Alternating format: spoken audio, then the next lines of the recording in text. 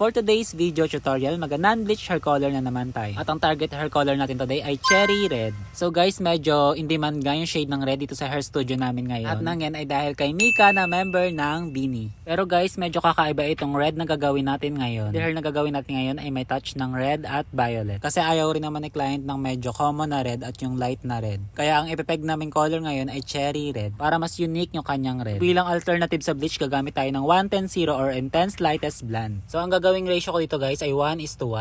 So kung gaano kadami yung hair colorant, ganon din kadami yung ilalagay nating peroxide.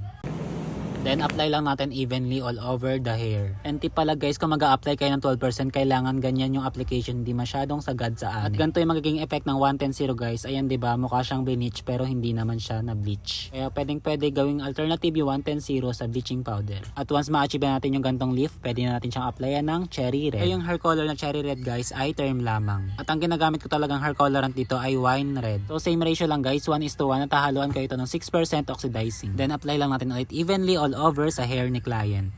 So here's the before. So ito pala yung hair status ni client, slightly colored lang at super black yung kanyang regrowth. And here's the result.